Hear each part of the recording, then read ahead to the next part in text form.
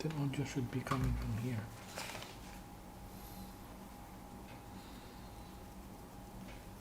No more audio.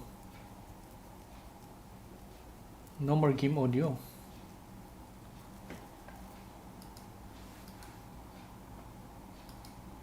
Wala na.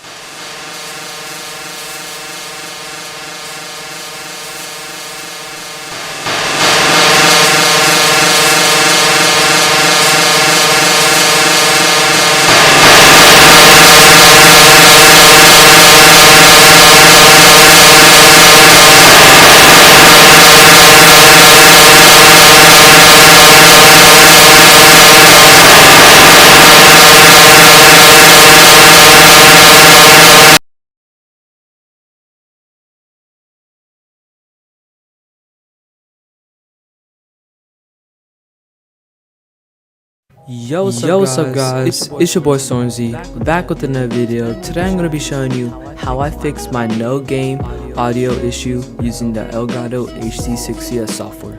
If this video helps, please consider subscribing and smash that like button. I'm so close to 400 subscribers. Alright, enjoy the video. Okay, so you're going to open up your sound capture and you're going to minimize it. So just minimize it or you just move it to the side.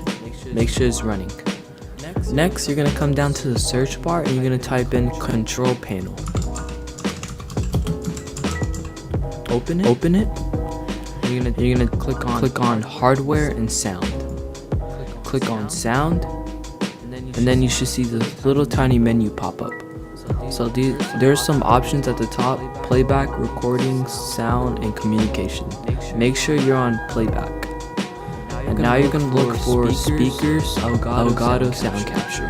So when you find it, you're gonna right click it and you're gonna click set as default device.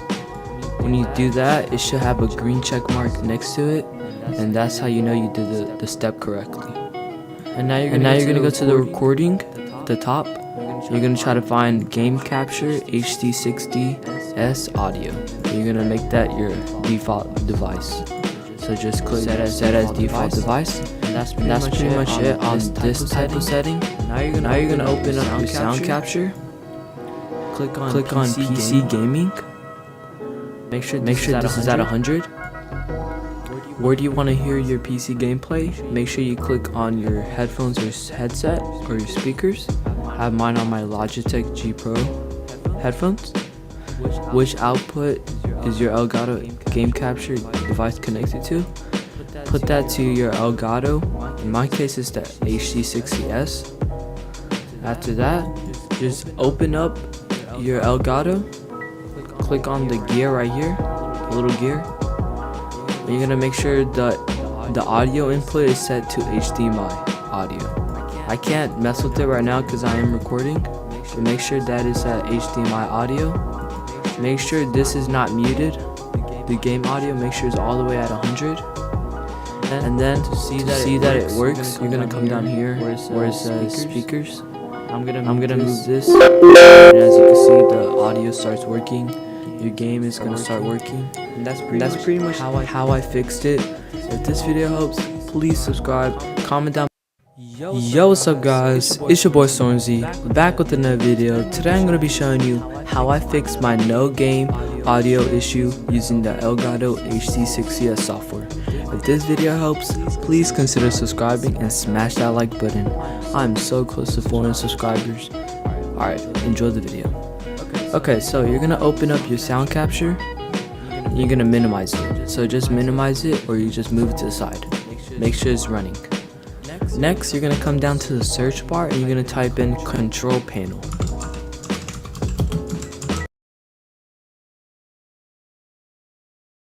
Every single trader that's taken the FTMO challenge using my mechanical trading rules has passed. Yes, every single. Hey, what's up everybody? It's the Hyphen here. Today I want to talk about how I fixed the issue where the Elgato capture card is not transmitting sound when connecting your PlayStation 4 or game console through there to the TV. And you get the feed, you get the picture, but you get no sound. So I've seen that a lot of people had this issue. I recently had this issue and it was extremely frustrating. So let me really quick explain how I connected it and then how I fixed it. So to start, I had my computer on. I connected the Elgato HD60S capture card via the USB cable to the computer while it was already on. And with Windows 10, it already finds its drivers and gets it working. So I was able to launch OBS, which is my preferred software, and I was able to add the Elgato capture card as the actual video device. Now at this point, I still had not gone to the Elgato website to download the driver, nor had I downloaded the Elgato capture software. Just with my computer being connected to the internet and then connecting the HD60S via USB, it was good to go and recognize on OBS. But I got no sound through the OBS, nor did I get any sound when I actually just went to the TV input. Now when I would disconnect the HD60S and then connect the HDMI directly from my PS4 back to the TV, I got video and sound. But the moment I connected it to the HD60S, To set up an external Elgato capture card for Chatlink or Chatlink Pro, open up our 4K Caps Utility software. Click on Preferences, then go to the Device tab. Make sure to select the correct device. You will now see an Audio Input drop-down menu. Click here and switch it from HDMI to analog. Click OK to close Preferences. Your device is now listening to its analog audio input. And that's all you need to do to set up an external Elgato capture card for Chatlink or Chatlink Pro. Open up our 4K Caps Utility software. Click on Preferences, then go to the Device tab. Make sure to select the correct device. You will now see an Audio Input drop-down menu. Click here and switch it from HDMI to analog. Click OK to close Preferences. Your device is now listening to its analog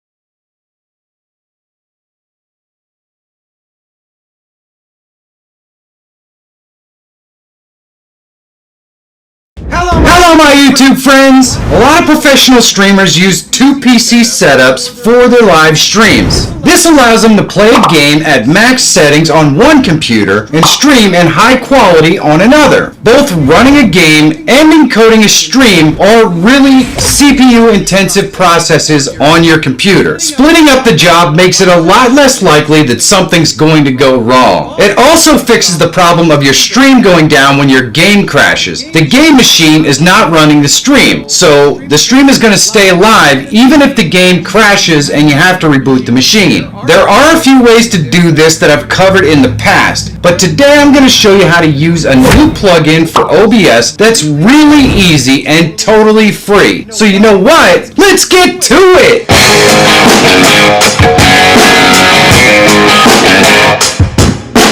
Likes and comments are super easy things that you can do to help push this video to a wider audience. So take a second down below and let me know how I'm doing. And while you're there, if you're not, please subscribe. It really does help me continue to make content that helps you. So thanks! The plugin is called Teleport and it's really tiny and easy for your computer to run. So let's install it. Here we are on the plugin page and the link for this is in the description below. And all we need to do is go to our downloads up here on the top right, and it's going to take us to this page right here. And we just click on this zip file here to download it. Then we just go into our downloads folder and right click and extract it. And when we go to the extracted file, you can see that this works for Linux, Mac OS, and Windows. So we're going to go ahead and go into the Windows, and we see that it's just a simple DLL file. So I'm going to right click and copy that DLL file. Then I'm going to go to my OBS directory. Yours is probably in C, Program Files, OBS-Studio.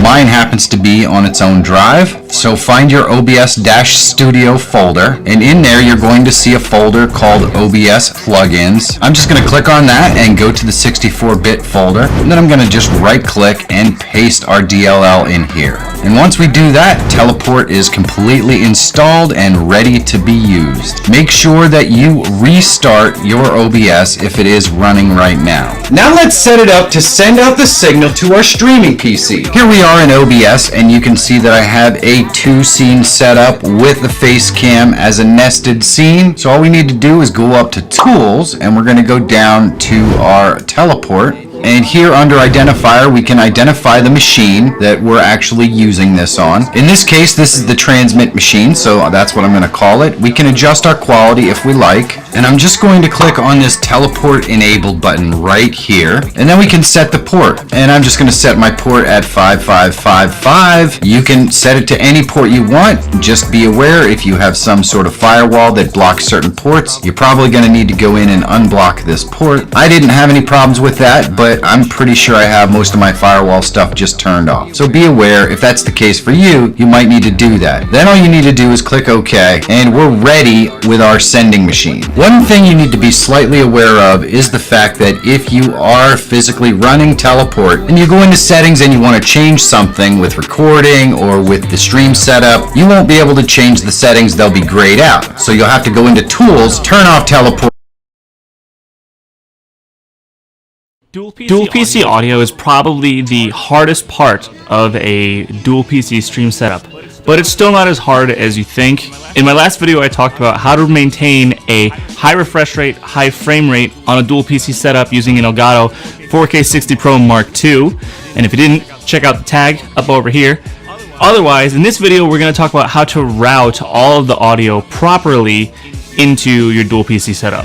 Now this is my own personal setup. This is something that I like to do. There are multiple different ways to do this, but I like to rely primarily on hardware to hear all of the audio and not use any software. So in this setup, we're going to be primarily focusing on making sure that your streaming PC gives you everything. All of your audio will be coming from the streaming PC. So the first two pieces of hardware that we're going to focus on are the mic and the headphones. Make sure that your headphones are plugged into the streaming PC. You will be able to hear the game audio from your gaming PC when we're done with this, I promise. Make sure that your headphones are plugged in to the streaming PC as well as your streaming microphone. Make sure that is also plugged into the streaming PC. Now the reason that I have both my headphones and my mic into my streaming PC is because I want to be able to hear my notifications, my music Discord, the game audio, everything that's going on in the stream directly on the source that it's coming from. That is the streaming PC, because the goal of a dual PC setup is to make sure that you have as much load taken off the gaming PC as possible and put it all onto the workhorse, which is your streaming PC. So first, let's look at your headphones. It doesn't matter what kind of headphones you're using, whatever's plugged in. So if it's a USB base like the Astros or HyperX, or if it's an analog base that goes into an interface like wired headphones into a Scarlett 2i2, whatever the source of your headphones are plugged into, that's what we're going to change your desktop audio to at the bottom right corner of the computer to.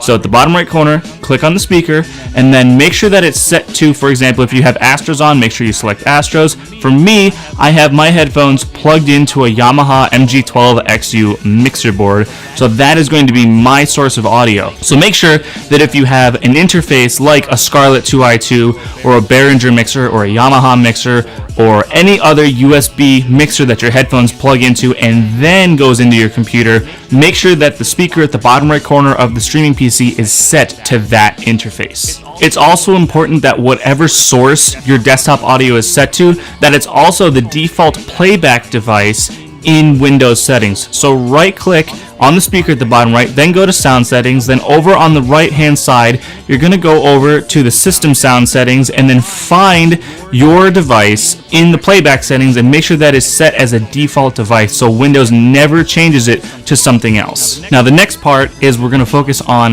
the microphone. Now this is the part that can get a little tricky, but if you're using a headset mic, let's say you're using Astros that have a built-in mic, all you're going to do is make sure that in that same settings that we were just in, go over to the recording tab and make sure that your headset is set to the default as your communications device. It's important to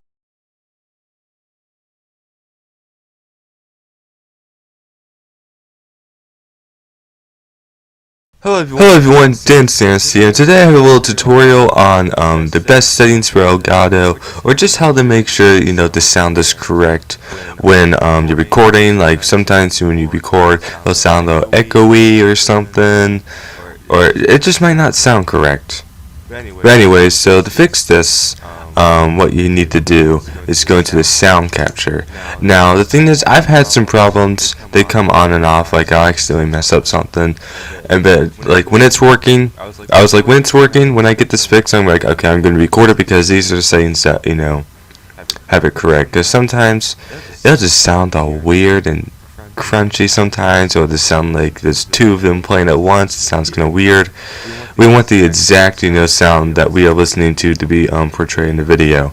So what you want to do is be on advanced and click on default device for playback, have it on none, and just make sure that these are both muted and have only your speakers playing.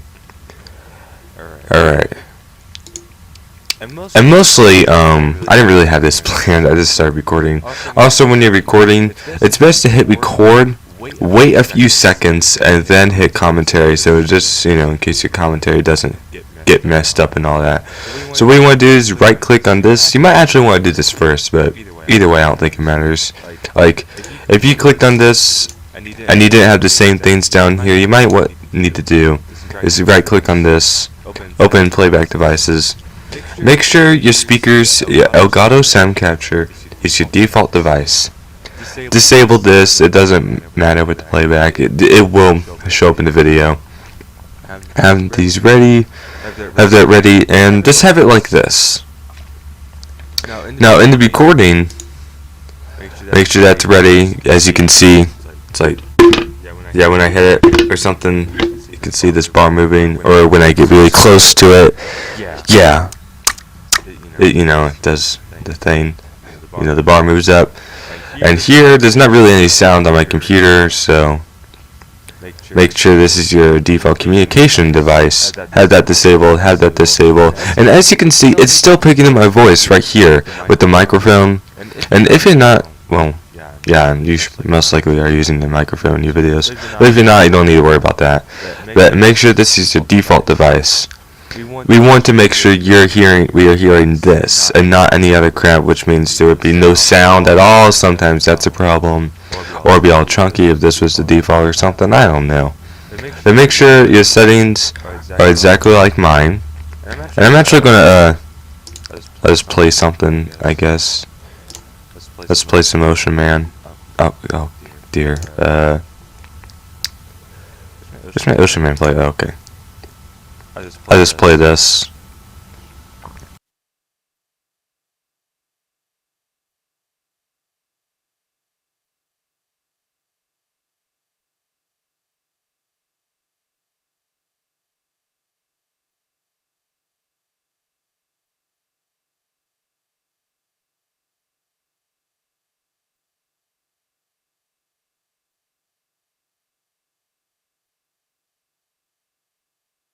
Enough of that. But as you can see, it'll start to go down, you know, because there's no sound playing anymore. So that's pretty much how you should fix it. If it doesn't work, yikes. There are ways you can fix it. You might have to, like sometimes if you try to set something here, it'll just automatically go back to it. It's like, no, I'm trying to fix it. So if I ever have a problem again with my Elgato, which I most likely will because it happens like once a month or something, I'm like, oh great, what did I do? Like, I was recording like you don't want to record something and then it'd be like, it's like, why does it sound like that? Oh god. I don't know. But it should be like this. It should be like this. Sounds, you don't even mess with that. Communications, don't mess with that. Click OK, or just click on apply, then OK. I didn't really change anything. This is Jules, VP of a ketchup company, about to use Grammarly to Here's what your Fortnite pickaxe says about you. First up, we have the Leviathan axe, because if this is your main pickaxe, you're really aggressive. You're also one of those players who own many different tryhard items, but you only use about 3 to 5 different items now.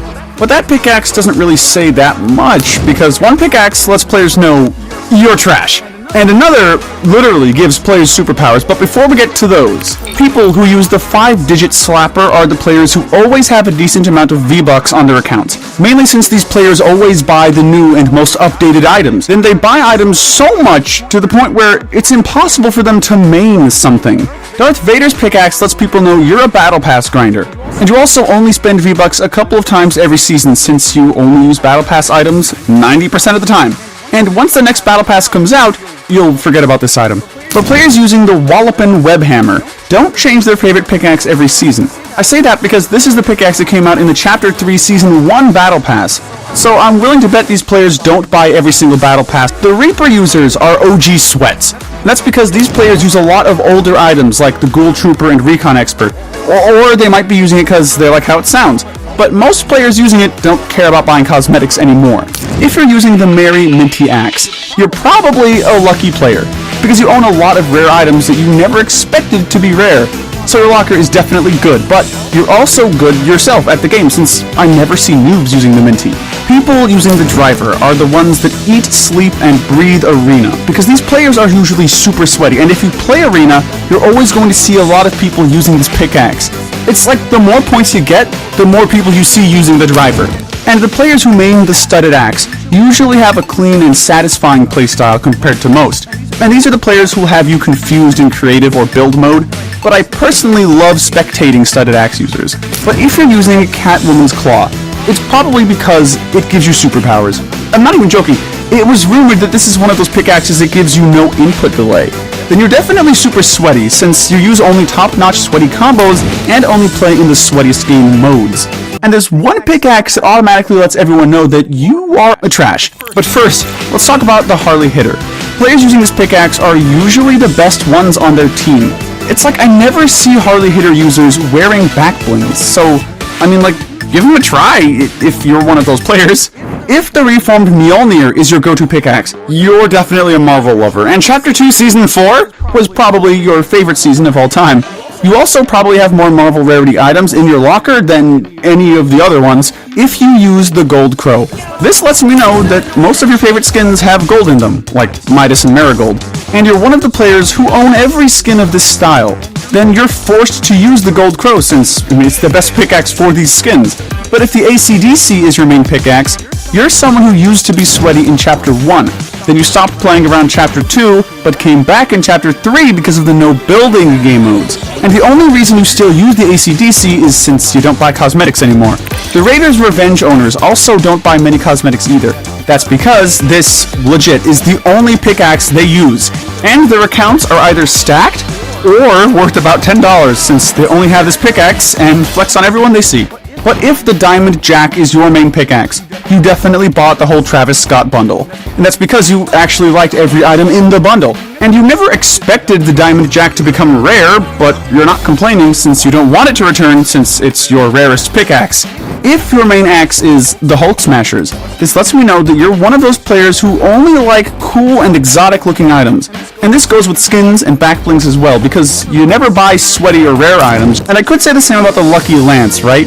But nah, I'm just joking. But this pickaxe lets me and everyone else know that you're one of the players who never, and I mean never, buy V-Bucks, since you only use the free items. And players who main the Icebreaker are the ones who never, and again, I mean never, buy any meme items, since they only care about the items like Scarlet Commander and Mogul Masters. Then I don't know why, but these players take Fortnite very seriously. Same with people using the crowbar. These players are OG tryhards, since the crowbar doesn't come out in the item shop, and you could have only unlocked it by completing the high stakes challenges. Then they're the players who only spend their V-Bucks on skins. I mean, you could buy a new pickaxe or something, bro. But if you're using the Regal Sunset, you're one of the players who only buy Fortnite bundles. And even if a skin comes out that you like, but it comes with a bundle, you're going to buy the whole bundle, every time. You also usually wear the default combos that come with the skins. And if you're using the Star Wand, you're probably a noob. Yeah, I'm not even joking. But that doesn't go for everyone. It's just that because so many players use this axe due to how popular it is, you have a ton of noobs, sweats, and casual players you'll run into using it. But if the throwback axe is your main pickaxe, you're probably one of the players who don't even care about cosmetics. Or you could be the insanely sweaty player that always pretends to be a noob. I'm serious, that's really a thing, and I hate running into these types of players, Axe of Champions. Because players with this pickaxe are, they're literally the best Fortnite players in the world. You have to win the FNCS to get this pickaxe, and I know I won't be getting it anytime soon. Actually, never gonna happen. But I did get the combat knife, and players who use this pickaxe love the unique looking pickaxes that are different from your typical Fortnite pickaxe. They also have small collections with all the unique pickaxes. They're also among the players who just play casually. And the ones using the Marshy Smasher are the ones that can get sweaty if they want to, since they've been playing the game for a long time. But they don't really care about sweating since they're more meme players and just like having a lot of fun. But if you're using the Foundation's pickaxe, you probably don't even think to change your pickaxe nor look at your locker, since you're one of those players who's always ready up in the game instead of returning to the lobby, and that's because you're so busy trying to win. If you own or use the Stellar Axe a ton, this shows players that you're an exclusive item collector. You personally don't like spending money on item shop cosmetics since you prefer the exclusive items that are more expensive and harder to get. And if you just own the Stellar Axe, you probably won't be using the classic pickaxe. Because if you're using the classic default pickaxe, that's probably because you don't own any other cosmetics due to losing your account or something like that. Or you could be using it because you just started playing Fortnite. But if you're using the Party Animal, you're one of those players who don't even keep up with sweaty items. And you also only buy pickaxes that have some type of cool feature to them. And you're using this axe because of how it sounds. If you're using Le Beau's bow, you're one of those players who use pickaxes on the simpler side that don't have much going on with them. Because you might also use the studded axe from time to time, and that's because you hate pickaxes with annoying sound effects. But if the Omni Sword is your go-to pickaxe, you change up the way it looks after every few games. And it's not like you don't own a lot of different pickaxes, it's just that you're very addicted to changing up the way this pickaxe looks. Then I know the players who are using the Oasis Wind won't be using it for long, since it's an item you get for referring a friend. These players will do whatever it takes to get an item for free because they will most likely own the refer a friend skin. But if you're using the Cosmic Llamacorn, you're one of the players who bought the first crew pack to see how it was and then canceled the subscription afterward. So this is the only crew pack item you own, and you'll never resubscribe since you don't see the point to the crew packs. But if the Muramasa Blade is your main pickaxe, you're one of the players who've been subscribed to the crew membership for years, and you own every single crew item. And you completely forget about the other crew items once a new pack gets released. And now you know what your pickaxe says about you. So click here to see what your skin says.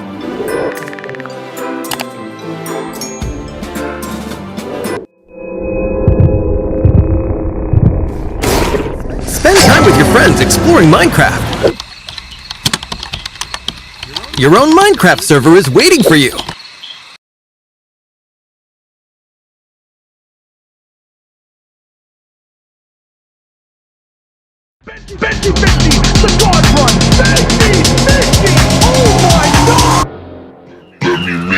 Cool, you guys are on my